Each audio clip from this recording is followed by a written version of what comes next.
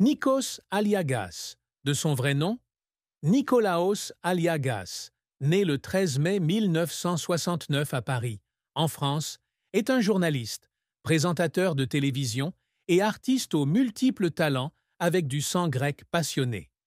Sa vie fut un long voyage, rempli de notes joyeuses mêlées de mélodies tristes, où il était à la fois un conteur pour des millions de publics et le personnage principal de sa propre histoire. Mais si l'on devait choisir la plus grande tristesse dans la vie de Nikos Aliagas, ce serait probablement le décès de son père, Andreas Aliagas, le 9 mai 2017. Cette perte n'était pas seulement une blessure personnelle, mais aussi un vide incompressible dans son cœur, où le souvenir de son père, un tailleur talentueux et sa plus grande inspiration, est à jamais imprimé. Andreas Aliagas n'était pas seulement le père de Nikos, mais aussi la personne qui lui a inculqué l'amour de la culture grecque, des mythes et des valeurs familiales profondes. Il quitte sa patrie d'Étolie à Karnani pour la France en 1964, emportant avec lui le rêve d'une vie meilleure. À Paris, il rencontre Arula, la mère de Nikos, pendant les journées chaotiques des manifestations de mai 1968. Andreas était un homme simple mais fier, travaillant dans l'atelier de Guy Laroche et créant des costumes pour des stars comme Alain Delon dans le film Borsalino. Pour Nikos, son père était un symbole de résilience et de fierté nationale. Lorsqu'Andreas est décédé après une longue bataille contre la maladie, Nikos a eu l'impression d'avoir perdu une partie de son âme. Dans une interview accordée à C. l'Hebdo en janvier 2025, il fond en larmes en regardant une vidéo de son père, déclarant « C'est lui qui m'a appris à me tenir droit, à aimer sans avoir à dire un mot ». Cette tristesse n'était pas seulement une perte physique, mais aussi une douleur émotionnelle lorsque Nikos réalisa qu'il ne pourrait pas partager ses succès ultérieurs avec son père. Il a dit un jour qu'à chaque fois qu'il montait sur scène pour présenter Star Academy ou The Voice, il imaginait son père assis quelque part dans le public, souriant fièrement. Le décès d'Andreas a laissé un vide sans mots chez Nikos, une tristesse qu'il portait à chaque pas, à chaque sourire à l'écran. C'était l'époque où il était assis seul dans son appartement parisien, regardant de vieilles photos de famille et se demandant s'il avait fait assez pour rendre son père fier. Cette tristesse ne s'est jamais estompée, mais est devenue une partie de lui, une motivation silencieuse pour continuer à vivre et à contribuer.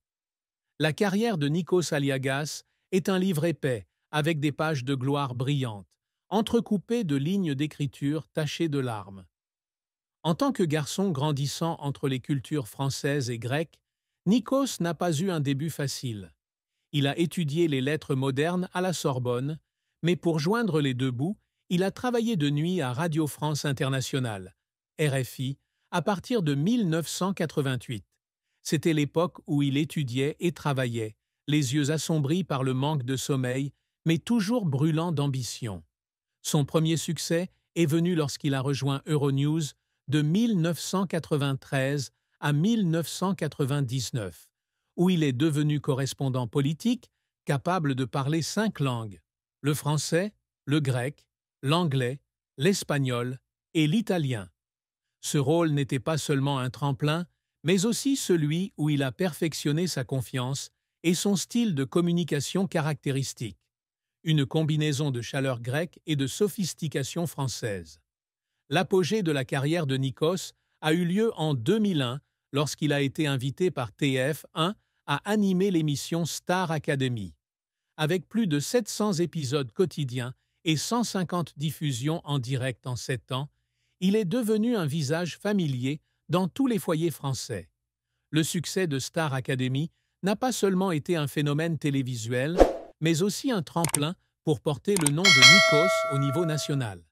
Il continue d'affirmer sa position avec The Voice, la plus belle voix à partir de 2012, où il guide une série de jeunes talents musicaux, puis 50 minutes Inside avec Sandrine Scagnier à partir de 2007. Ces émissions lui apportent non seulement la célébrité, mais lui valent également de nombreuses récompenses, dont le titre de chevalier de l'Ordre des Arts et des Lettres en 2007 et d'officier du même titre en 2021.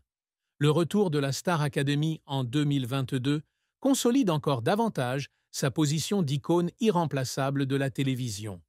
Mais ce chemin n'est pas toujours rose. L'un des plus gros échecs de Nikos a été lorsqu'il a essayé de se tourner vers la musique avec l'album Rendez-vous de 2007.